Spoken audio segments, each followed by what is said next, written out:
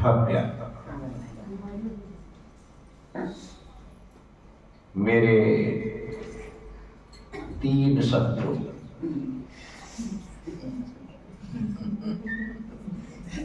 जयशंकर,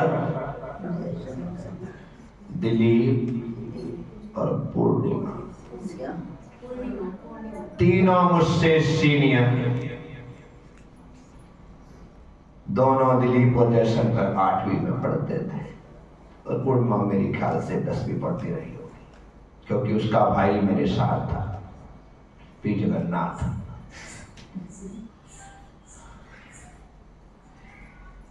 उसके पिताजी सरकारी नौकरी में थे, इसी कारण से हमारे यहाँ पर किराए में रहते थे।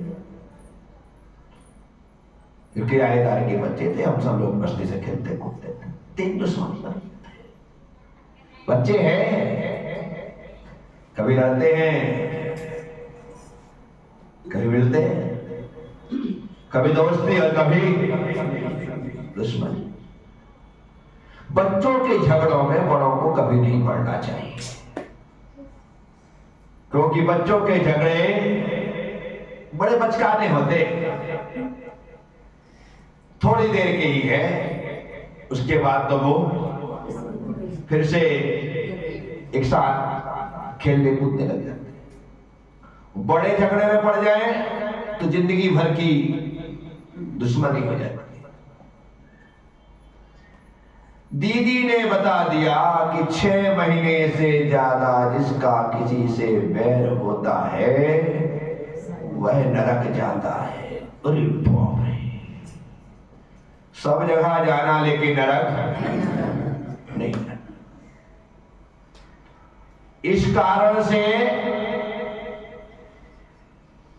मैंने मन में विचार किया, निर्णय किया कि अपने 3 दुश्मन हैं और इनसे कल किसी भी स्थिति और हालत में क्षमा मांग करके दुश्मनी खत्म। ऐसा सोच करके मैं सो गया। सुबह हुई, उठा, रोज की तरह सीधे नहाने के लिए नदी भाग गया। रोज का काम था, और इस समय तो छुट्टियां चल रही थी, कोई काम धाम था ही नहीं। क्यों? क्योंकि इंदिरा गांधी मर गई थी, भोपाल गैस कांड हो गया था, मध्य प्रदेश की स्थिति बड़ी खराब थी। ठीक है, सीधे नदी जाने के बाद मैं वहां देखता हूं कि धरधरा घाट में जयशंकर भी नहाने आया। और मैंने कहा अच्छा मौका है, सुबह सुबह आज यहाँ पर तन के मैल के पहले मन का मैल धुल जाएगा। मैंने बिना किसी संकोच के जाकर के हाथ जोड़ा और कहा जयशंकर मुझे माफ करना, क्योंकि दीदी ने इतने सिखाया था कि जिससे झगड़े हो उससे माफी मांग लेना, क्षमा मांग लेना, काम खत्म। मैंने कहा जयशंकर माफ करना। उसको तो वैसा देखने लगा किसको हो क्या गया। कल तक तो उसके घर के सामने से निकलता था, दूसरे गली से घूमकर जाना पड़े, लंबा पड़े, लेकिन वहां जाएंगे, लेकिन उसके घर के सामने से ऐसे राज हाथ जोड़ करके क्षमा। मैंने मांगा तो उसने भी क्षमा कर दिया, क्षमा मांग लिया। फिर हम दोनों के दोनों खूब बहुत देर तक नदी में नहाए। दोस्ती हो गई ना? क्या हो गई? 1 मिनट लगता है? अभी एक क्षण पहले देखने का मन नहीं हो रहा था और एक क्षण बाद छोड़ने का मन नहीं हो रहा। नहाते रहे, आधा पौन घंटे नहाने के बाद मुझे लगा कि अब चलना चाहिए।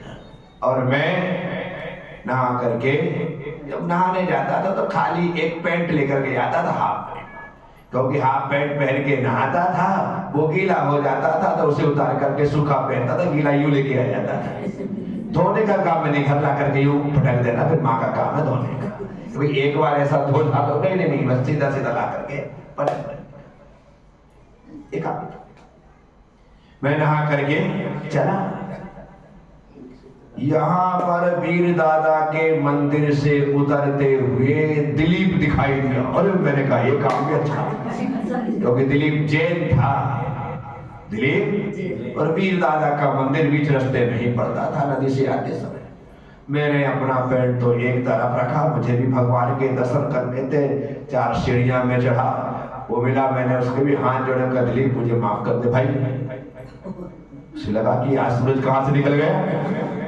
हम बहुत लंबे समय से बात ही नहीं कर रहे थे एक दूसरे से। उसने मुझे देखा, उसने भी हाथ जोड़े और एक काम ये भी निपट गए। मैं अंदर भगवान के दर्शन कर नहाने गया तो एक से दुश्मनी खत्म हुई, दर्शन के लिए आया तो दूसरे से दुश्मनी खत्म हो गई। तो एक अरे आप देखो ऐसे संयोग, मैंने बोला गांव छोटा सा, रोज मिलना जुलना सब कुछ होता था। बस दिलीप से हो गई, भगवान के दर्शन किए और मैं घर पहुंचा। पीछे वाले 1-2 गलियां, एक सामने से जाते एक पीछे से जाते, सरपंच के घर के सामने से जाओ तो इस गली से निकल करके वहां से मैं घर पहुंचा। जाकर के पैंट फेंका और बाहर आया कि देखा कि घर के सामने पूर्णिमा खड़ी। और मैंने कहा कि चलो ये अमावस्या भी खत्म, पूर्णिमा का उदय हो गया। वो खड़ी, देरी की कोई बात ही नहीं थी, क्योंकि मेरे दिमाग में वो बात ऐसी बैठ गई थी कि जिसका 6 महीने से ज्यादा वैर है वो नरक, और अपने को नरक नहीं जाना। नरक नहीं जाना, तुम और कहीं भेज दो लेकिन नरक नहीं। बस वो पूर्णिमा मिली, उम्र में बड़ी थी, अपन उसके 5 छुए, हाथ जोड़े, बस बहन जैसी थी, बहनी थी, क्योंकि हमारे सिखा के उम्र की रही होगी, 1 साल उससे 2 साल छोटी रही होगी, जो भी होगी, उसे क्षमाया। उसने भी बात, ये 3 के 3 केस एक दिन में नहीं, घंटे 2 घंटे में निपट गए। कोर्ट में जाओ तो सालों लग जाए। यहाँ धर्म की कोर्ट की एक बात स्वीकार की और 3 दुश्मन दोस्तों में परिवर्तित हो गए और अपना काम। अब अपना पूरे गांव में कोई भी दुश्मन नहीं, सबसे दोस्त। दीदी जी का प्रवास चल रहा है, यहां पर माहौल अब चेंज हो गया। सरकार ने स्कूल को खोलने की घोषणा कर दी। अब स्कूल खुलेंगे, सोमवार से स्कूल खुले। यहाँ दीदियां हैं, स्नेह दीदी से थोड़ा ज्यादा स्नेह हो गया। स्नेह दीदी से, वो ऐसी दीदी ऐसी थी, बच्चों को खूब लाड प्यार करना, बहुत उनको अपनापन देना, अपने पास बिठाना, उन्हें पढ़ाना, अरे इतना ज्यादा कि पूछो मत। आज वो आदर्शमती के नाम से है। अब मेरे मन में बात आ गई कि मुझे तो अब दीदियों के साथ ही जाना है। निर्णय कर दिया मन में। अब घर में इस समय बड़ों में माँ, पिताजी और प्रभा दीदी है, बीना भी, ये लोग भी सबको आ गए थे क्योंकि छिंदवाड़ा से, ये लोग भी आ गए। प्रभा है, बीना है, शिखा है, लेकिन भाई लोग अभी यहाँ पर नहीं है। पिताजी व्यापार के मकसद से बाहर गए हैं और मैंने जिद कर ली मुझे जाना है। प्रभा को मैं पीछे पड़ गया कि बड़ी दीदी मुझे जाने दो ना, मुझे जाने दो ना, मुझे जाने दो ना। वो नहीं बेटा, मना करती रही। लेकिन जब बहुत ज्यादा हो गया तो दीदी आने की प्रभा की गाड़ी छूट रही है, ट्रेन, और मैं पीछे पड़ा हूं कि मुझे जाना है। तो प्रभा ने कहा जाना है तो जा, और मैं ट्रेन में चढ़ गया। जब दीदी टिकट की, क्योंकि इतनी सारी दीदी थी, उसके बीच में अपन तो फ्री फट पे थे। मैं जबलपुर उनके साथ चला गया। इतनी हिम्मत मेरे मन में आ गई और इतनी हिम्मत प्रभा के मन में आ गई कि भेज दिया। शायद प्रभा को पता होगा कि ये कोई ज्यादा टिकने वाला, आज दीदी दीदी कर रहा है, कल अपने आप वापस लौट करके। और मैं जबलपुर चला गया। जबलपुर मड़िया जी में दीदियों का आश्रम, वहां पर तकरीबन शाम को 6 बजे हमारी ट्रेन पहुंची। वहां पर पहुंचने के बाद, क्योंकि सामने स्टेशन था, लाडगंज का, लाडगंज ना, हाँ कोई पास में स्टेशन था, वहाँ स्टेशन उतर गए मड़िया जी का। अब मड़िया जी आने के बाद ये दीदियाँ तो अपने पे काम में लग गई, अपना कोई ध्यान ही नहीं रखे। बोले मैंने कहा मुसीबत बना, शाम की कोई व्यवस्था नहीं, बाप जमाने कभी अपन ने एक आसन किया नहीं, और कोई पूछने वाला नहीं कि विवेक क्या खाएगा, कहाँ खाएगा, कैसे खाएगा, सब अपने अपने लग गए काम में। मैंने कहा बेटा आज तो गए काम से, पहला दिन, पहली यात्रा और पहली परीक्षा, कोई व्यवस्था लग नहीं रही है, सब अपने अपने काम में। सिर्फ इसने दीदी को भी लगाव था और अपने कौन से लगाव था, और वो उन्हीं कारण में आ गया। उन्होंने मुझे देखा, कहा विवेक इधर आओ, मुझे रुपए दिए, बाहर ठेले से जाकर अंगूर ले आ। चलो मैंने कहा कुछ तो होगा, अंगूर लेकर के आया। इतने देर में दीदी ने थोड़ी सी मूंगफली के दाने निकाल करके रखे और मुझसे कहा कि अंगूर और मूंगफली के दाने खा ले। अपन ने अंगूर और मूंगफली के दाने खाए, पानी पिया, जान में जान आई। क्या जान में बहुत है। माना कि रोटी रोटी होती है, रोटी ऐसा अपन ने कभी किया नहीं था कि शाम को बिना रोटी खाए सो गए हो, पर इन्होंने अंगूर दे दिया, मूंगफली, क्योंकि वो खुद चल के गई थी यात्रा के बाद, वहां पे कोई था नहीं व्यवस्था, तो उन्होंने अपने हिसाब से किसी ने पानी पिया, किसी ने कुछ किया, जो करना था सब अपने कर लिया, और मुझे इस प्रकार की व्यवस्था दे। ठीक है, खाए पिए सब हो गया, थोड़ा बढ़िया जी घूम घाम लिए, वापिस आए। हम करना क्या है, अकेले रहो, कोई दूसरा हो साथ में तो कम से कम मन लग जाए, एक आध दोस्त यार हो तो भी चलो यार गप्पे गप्पे मार ले, यहाँ वहां क्या करूं मैं, कुछ समझ नहीं आ रहा है। इनको देखा तो अपनी सामायिक आदि करके वो बड़ी दीदी बैठ गई ऊंचे आसन में, सारी दीदी बैठ गई नीचे, और स्वाध्याय चालू। मैंने कहा ये तो बड़ी मुसीबत वाला काम, थक के आए, आराम तो करना नहीं है, स्वाध्याय चालू। अब कब तक चलेगा कोई भरोसा। बैठ गई सुमन दीदी बड़ी, और सारी की सारी दीदियां पढ़ रही है। 9 बज गया, चालू 6, 9:15 बज गया, चालू है।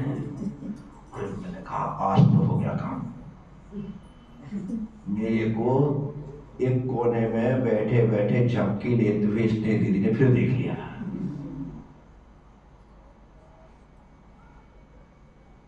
दीदी नींद आ रही है, कहाँ सो।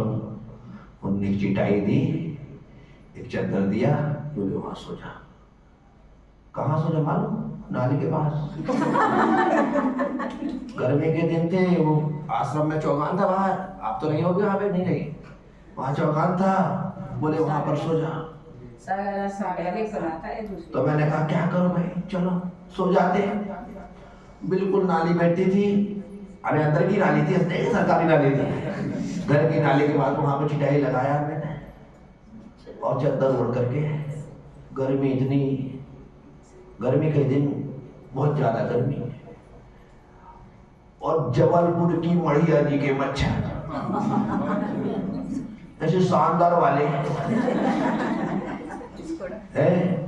ऐसे मच्छर तो हमने पिंडरी में कभी देखे थे नहीं। गांव में ज्यादा मच्छर होते नहीं, पिंडरी में ऐसे मच्छर थे नहीं। इत्मीनान से रोज छत पे सोने की अपनी आदत थी, कहीं कोई भी तकलीफ नहीं होती थी। पहली बार इतने मच्छरों से पाला पड़ा, या फिर मच्छरों को भी लगा होगा कि यार थोड़ा टेस्ट जाएगा, चेक होगा, नया माल मिलेगा। अरे बाप रे बाप, उन्होंने काटना प्रारंभ किया,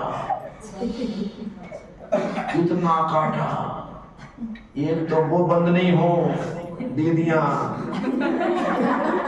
10:30-11 बजा दिया पढ़ते पढ़ते। और मैंने कहा हो गया काम।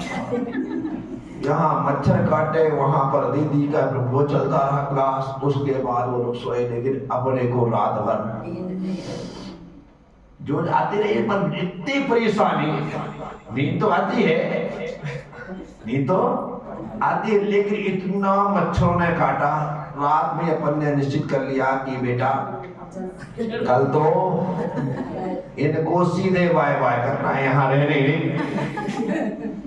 क्योंकि दीदी ने बोला था हमारे साथ वहां तो चल रहा है, अरे कि अब तुझे यहाँ से हम सीधे आचार्य के पास कुंडलपुर भेज देंगे, आचार्य के पास कुंडलपुर भेज देंगे, वहां से कुछ दिन यहाँ रह करके मैं भी तैयार था, कुंडलपुर चले जाएंगे।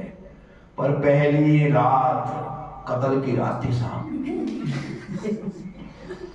इतनी खतरनाक रात है, ठीक है।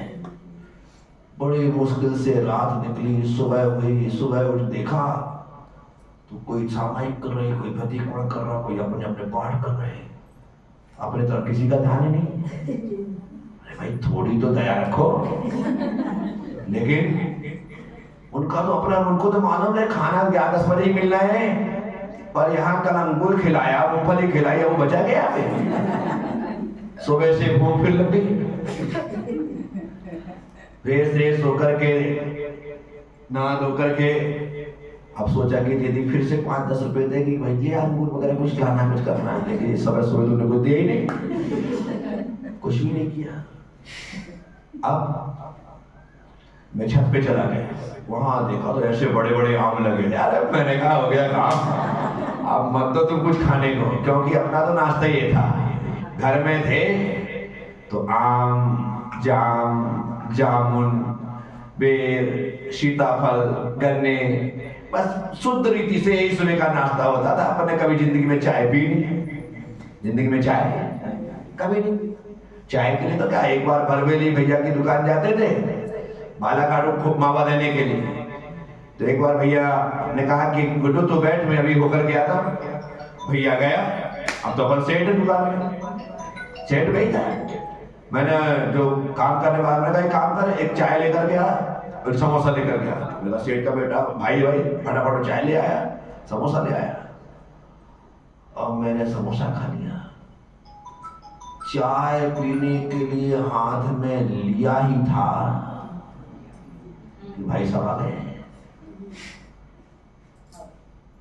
चाय देखकर कितने नाराज की पूछो मत। दूध की कमी है जो तू चाय पी रहा है। बड़े भैया ने कभी हम लोगों को चाय पीने के लिए, ये चाय नहीं पिएंगे, दूध ही पिएंगे, कभी चाय नहीं पिएंगे। वो हाथ में चाय आई थी, एक आध चुस्की ली हो तो ली हो, लेकिन वो पहली बार। तो कभी जिंदगी में ये चाय, नाश्ता, पोहा, इसका कोई काम ही नहीं। शुद्ध फल में ही अपना नाश्ता होता था। किसी भी पेड़, सब प्रकार के पेड़ घर में थे, बाड़ी में थे, खेत में थे। जब जो सीजन आए उसमें चढ़ जाओ और इत्मीनान से सुबह का नाश्ता करके आ गया, बस यही चल। तो आम देख करके मैं खुश हो गया, यहां पर आम लगे हैं। 2 आम भी अपन ने खाए तो सुबह का काम। मैं ऊपर छत में बिल्कुल ऐसे आम आराम से हाथ से तोड़ लो, पेड़ में चढ़ने की जरूरत नहीं, छत में जाकर के आम तोड़ता। इसके पहले एक दीदी ऊपर साड़ी सुखाने आ गई। अरे बाप रे बाप, आम नहीं तोड़ना, पाप लगेगा। अब मैं उनसे कह दूं कि भूखे को आम नहीं खाने देना सबसे बड़ा पाप है, तो क्या? अब यहाँ भूख लगी है, आम सामने बढ़िया लगे हुए हैं, मैं आराम से, कोई खट्टा अट्टा नहीं, आराम से खा सकता था, लेकिन नहीं तोड़ने दिया साहब। मेरा दिल ही टूट गया। मैं अपना सा मुंह लेकर के नीचे, स्नेह दीदी मुझे बाद में मिली। मैंने कहा दीदी मुझे पिंडई जाना है। क्या कहा? मुझे पिंडई जाना है। क्यों, क्या हुआ? नहीं दीदी मुझे पिंडई जाना है, मुझे अच्छा नहीं लग रहा, मन नहीं लग रहा, पिंडई जाना है। तो स्नेह दीदी कहा कोई बात नहीं, अभी दिन में खाना खा लो, कोई पिंडई से आएगा तो तुम उनके साथ पिंडई भेज दे, ठीक है। सुबह कुछ नहीं मिला है ना, अन्य कितने में भी थोड़ा सा कर देती कि भाई खिला देती, क्या मिल जाता। नाश्ता कर ले, मछली खा ले, नमकीन खा ले, ये खा ले, कुछ तो होगा उनके पास। 10 बजे सबने खाना खाया, उसके बाद अपनी थाली लगी, दाल रोटी चावल जो भी दिया हो वो तो मुझे याद नहीं क्या दिया, क्योंकि यही बनता है नहीं दिया होगा, हकीकत याद नहीं क्या दिया था। पर उन्होंने खाना परोसा, खाना खाया अब अपने दिमाग में बात घुस गई क्या कि पिंडई जाना है। क्या घुस गया? पिंडई जाना, आज ही जाना है। अब यहाँ नहीं रहना किसी भी हालत में, क्योंकि रात बिगड़ गई, सुबह बिगड़ गई, कुछ नहीं मिला। अब कौन रुकेगा भाई? अब तो नहीं, मेरा पिंडई जाना है। किस्मत अच्छी थी कि उसी दिन मेरा प्रकाश मामा से बहुत गहरा रिश्ता रहा। जब भी जरूरत पड़ी, कभी इनाम उन्होंने दिया, कभी कुछ काम किया, उसके के यहाँ आहार दिया। आज फिर प्रकाश मामा पिंडई से खरीदी करने के लिए उलपुर आए। खरीद करने के लिए खरीदी करके जब वो जा रहे थे तो 2 बजे वे आश्रम आए तो मैंने उनको देखा। मैंने कहा मामा मुझे पिंडई चल रहा है। चल। दीदी से कहा दीदी मामा आए। हाँ, तो उन्होंने कहा कि इसको ले जाओ पिंडई छोड़ देना। तो मैं प्रकाश मामा के साथ पिंडई आ गया। गहरी सांस ली कि चलो एक कठिन कठोर कटुक अनुभव लेकर के गुड्डू वापिस आ गया। गुड्डू वापिस।